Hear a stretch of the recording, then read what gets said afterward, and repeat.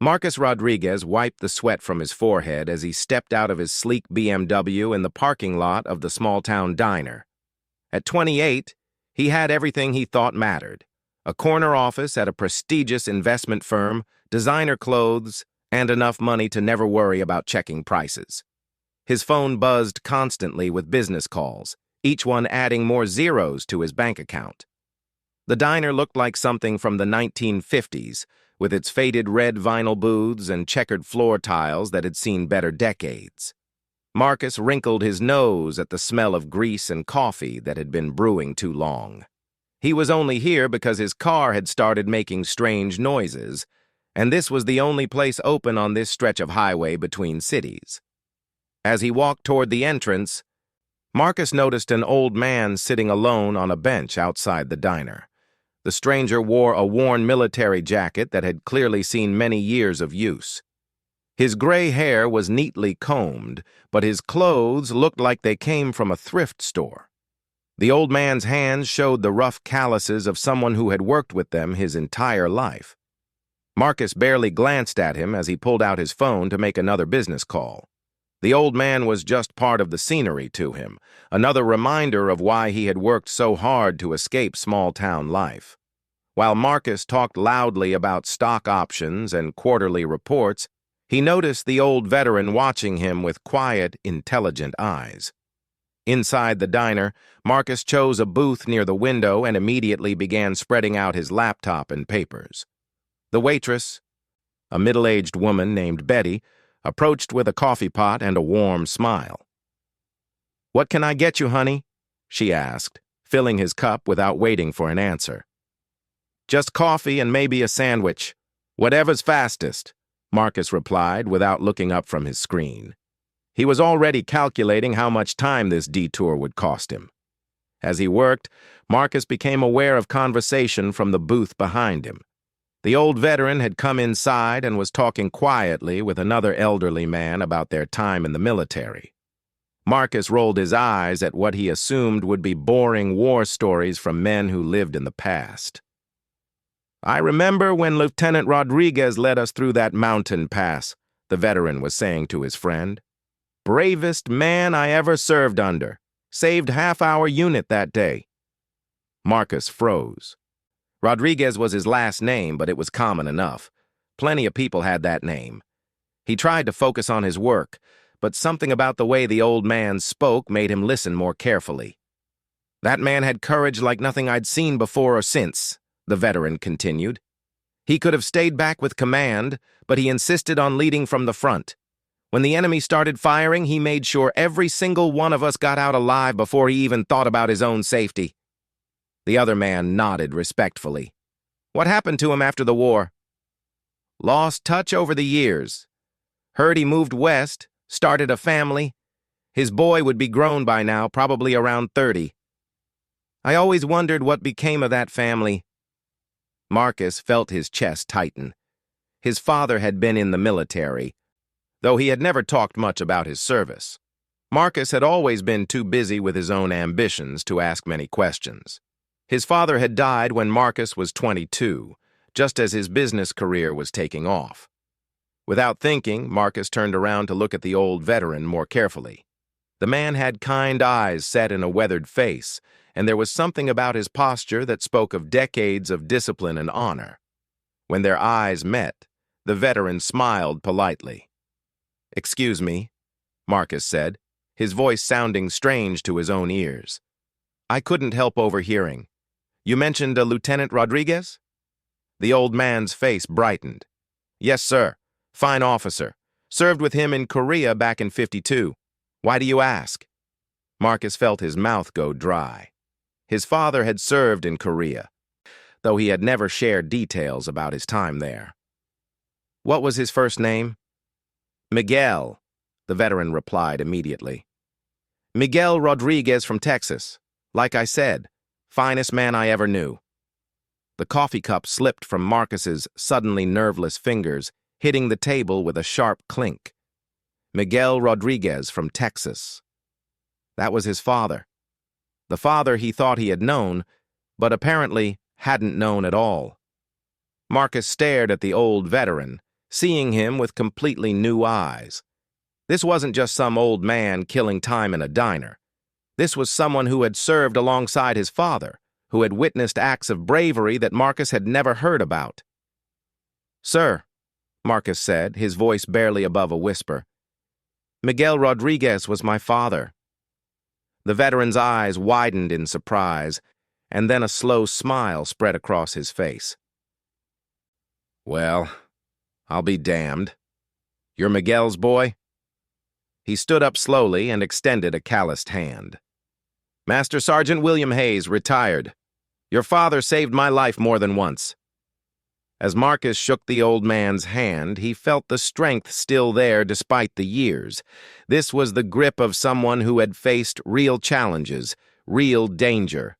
Suddenly, Marcus's business problems seemed very small.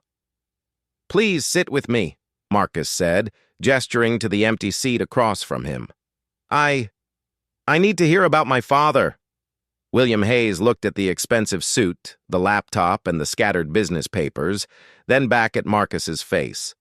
Something in the young man's expression must have convinced him, because he nodded and carefully made his way over to Marcus's booth. "Your father never told you about Korea?" William asked, settling into the worn vinyl seat. Marcus shook his head, feeling ashamed. "He tried to sometimes, but I was always too busy with school, then work. I thought military stories were just old news. I was focused on building my career." William studied Marcus's face for a long moment. "Your father was proud of you, you know. He used to write to some of us old-timers, always talking about his smart boy who was going to make it big in business." The words hit Marcus like a physical blow. His father had been proud of him, but Marcus had never made time to learn about the things that had shaped his father's character. He had been so focused on his own success that he had missed the chance to understand the man who had raised him. "What was he like over there?"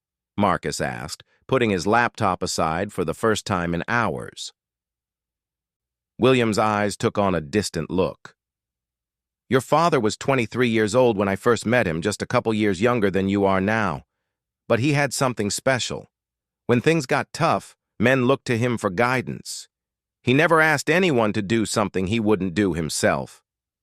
Marcus leaned forward, hanging on every word.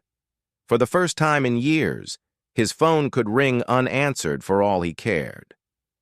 "Tell me about the mountain pass," Marcus said quietly. William smiled sadly. "That's a story that deserves proper telling. But I can see you're a busy man." He gestured toward the laptop and papers. "No," Marcus said firmly, closing the laptop completely. "I'm not busy at all. I've got all the time in the world." As William began to speak, Marcus realized he was about to learn things about his father, and possibly about himself, that would change everything he thought he knew about what really mattered in life. William Hayes leaned back in the diner booth, his eyes focused on something far beyond the walls of the small restaurant. Marcus watched as the old veteran's weathered hands wrapped around his coffee cup, and he could see the slight tremor that comes with age and too many memories. "It was October 1952, William began, his voice taking on the cadence of someone who had told this story before, but never to someone who mattered this much. "We were part of the 2nd Infantry Division, pushing toward what they called Hill 395. Intelligence said it was lightly defended, but intelligence was wrong about a lot of things in those days."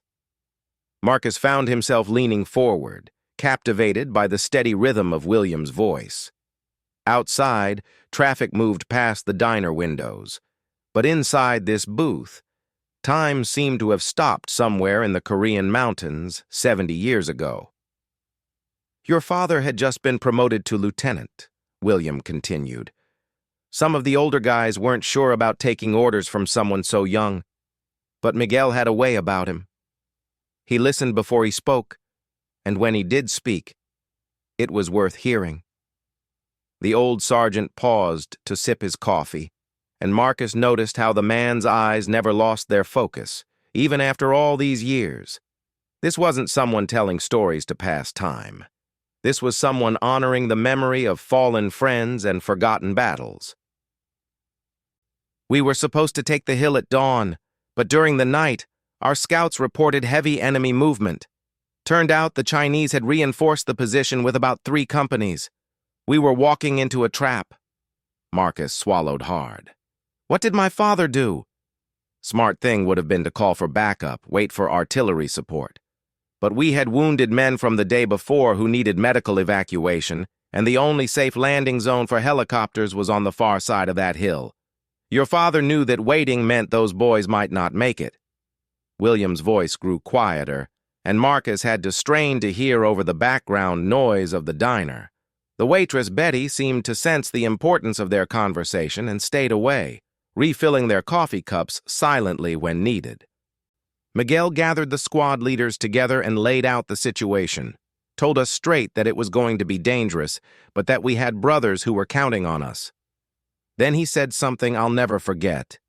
I won't ask any man to follow me where I wouldn't go first, and I won't leave any man behind where I wouldn't stay myself. Marcus felt a strange tightness in his chest. The father he remembered was a quiet man who worked construction, came home tired every evening, and never talked much about his past. The idea that this same man had led soldiers through combat seemed impossible. How many men were in your unit? Marcus asked. 42 men in our platoon, William replied immediately. I remember because I counted them every morning and every evening. It was my job to know who was where and who was hurt and who was scared. By October, we'd already lost 6 men, and morale was getting pretty low. The sergeant's eyes focused on Marcus's face. Your father knew that too. He knew that men were starting to wonder if they'd ever make it home, and he knew that doubt could get more of us killed than enemy bullets. Marcus tried to picture his father as a young lieutenant, responsible for the lives of 36 men in a foreign country. The math seemed impossible. When Marcus was 23, he had been worried about college grades and job interviews. His biggest responsibility had been remembering to pay his student loans on time. So what happened on the mountain? Marcus asked. William smiled grimly. Your father came up with a plan that was either brilliant or completely crazy. Instead of a frontal assault like command expected, he decided we'd split into 3 groups and circle around the hill. 2 groups would create diversions on the east and west sides, while he led a small team up the back face of the mountain. That sounds dangerous. It was suicide, William said bluntly. The back face was almost vertical rock, and if the enemy spotted them climbing, they'd be sitting ducks.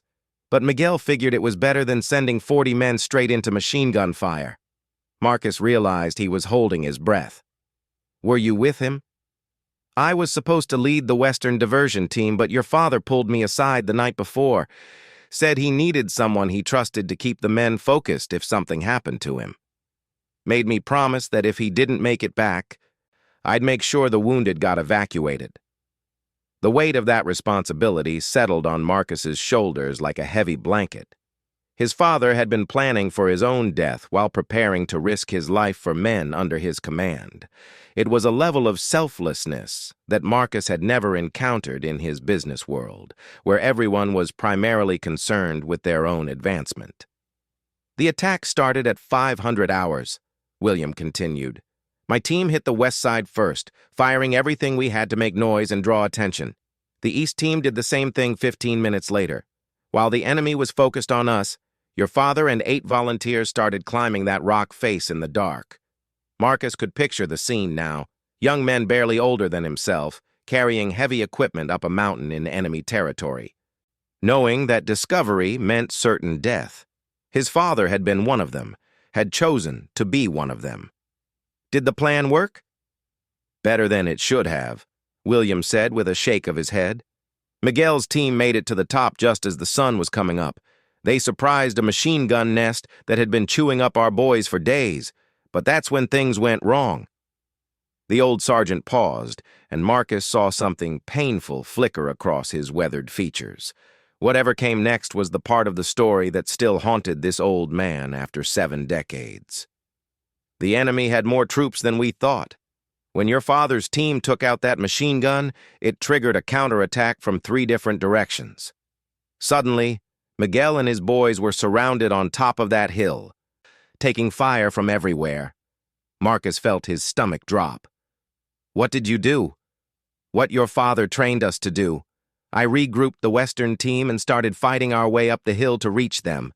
But it was slow going, and we could hear the fighting getting worse above us. William's hands were steadier now, as if telling the story had taken him back to a time when his body was younger and stronger. That's when your father did something that changed everything.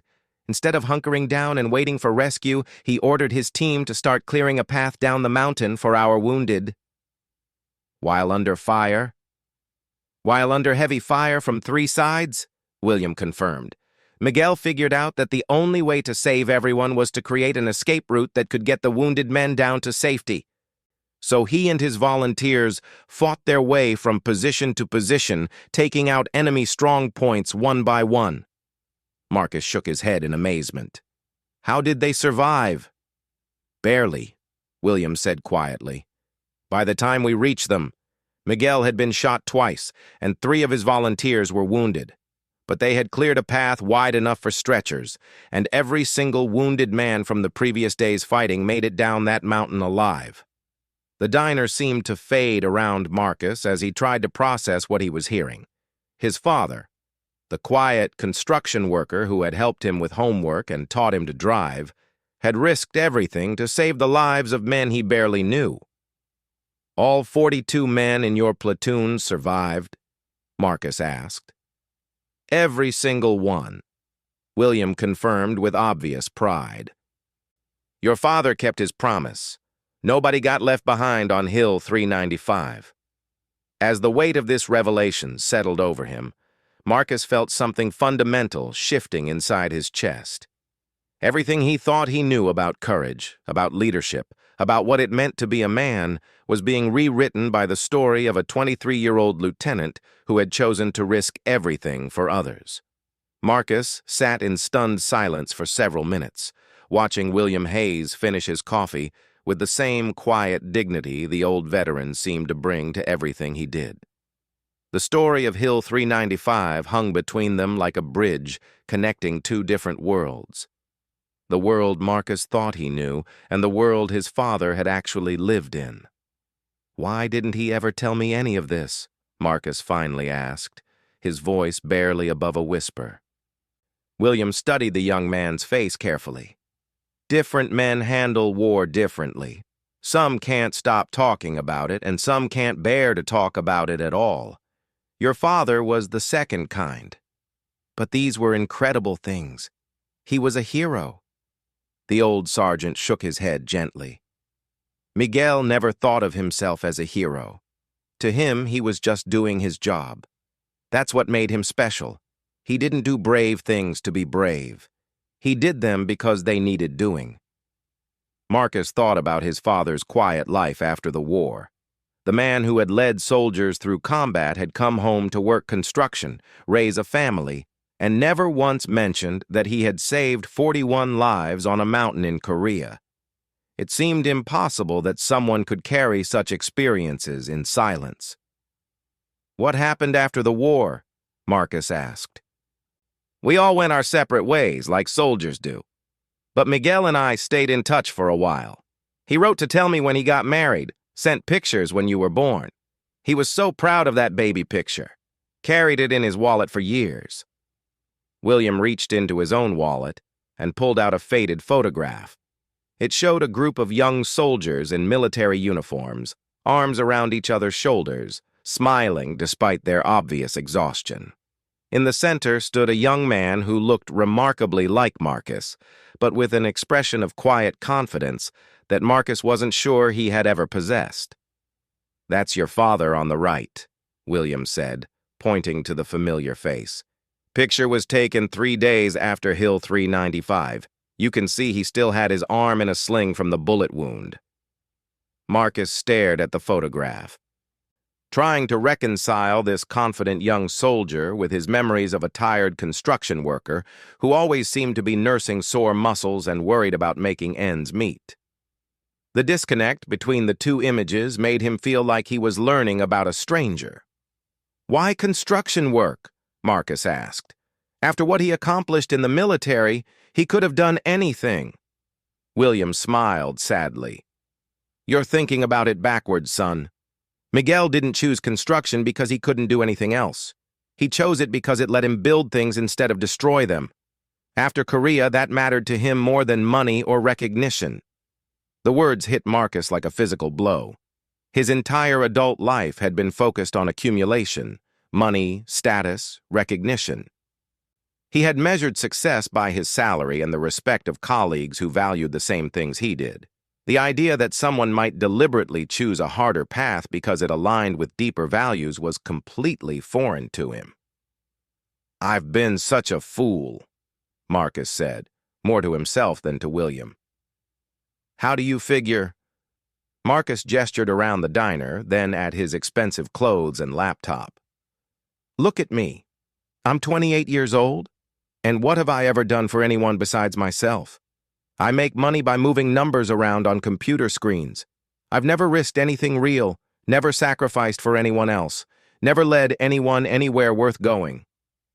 William leaned forward, his expression serious. "Now hold on there, son. You're being too hard on yourself. Your father was proud of your success. Different times call for different kinds of service." "But what kind of service am I actually providing?" Marcus pressed. "I help rich people get richer. When I die, what will anyone remember about me? That I had a corner office and drove a nice car?" The old veteran was quiet for a long moment, seeming to choose his words carefully. "Your father used to worry about the same thing, you know. After the war, he'd wonder if construction work was enough, if he was making a real difference anymore. What changed his mind?" "You did," William said simply.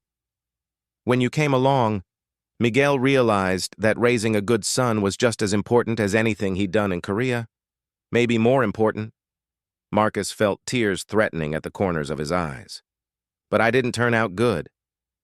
I turned out selfish and focused on all the wrong things." William reached across the table and gripped Marcus's shoulder with surprising strength. "Listen to me, son. You think your father would have been disappointed in you? A college graduate with a successful career who never got in trouble with the law and never hurt anybody? You think Miguel Rodriguez, who spent his whole life trying to build things up instead of tearing them down, would be ashamed of a son who built himself up from nothing?" The tears came freely now, and Marcus didn't try to stop them. "But I wasted so much time. I could have learned from him, could have understood what he was trying to teach me." "What makes you think it's too late to learn?" William asked quietly. Marcus looked up, surprised. "What do you mean? Your father's been gone for 6 years now." "But his example is still here. The lessons he could have taught you don't disappear just because he's not around to teach them in person. The question is what you're going to do with what you know now." For the first time since the conversation began, Marcus felt a spark of something like hope. "What would he want me to do?" William smiled. "I can't speak for Miguel, but I can tell you what I learned from serving with him. He believed that every man has a choice every single day about what kind of person he wants to be. Rich or poor, young or old, educated or not. Everyone has opportunities to help someone else, to build something good, to leave the world a little better than they found it." Marcus thought about his life in the city, his high-pressure job, his expensive apartment where he lived alone and knew none of his neighbors. Everything seemed sterile and disconnected compared to the vivid reality of what William was describing. "I don't know how to be the kind of person you're talking about," Marcus admitted. "Sure you do," William said confidently. "You're Miguel Rodriguez's son. The same blood that carried him up that mountain runs through your veins. The same heart that couldn't leave wounded men behind beats in your chest. You just need to start listening to it."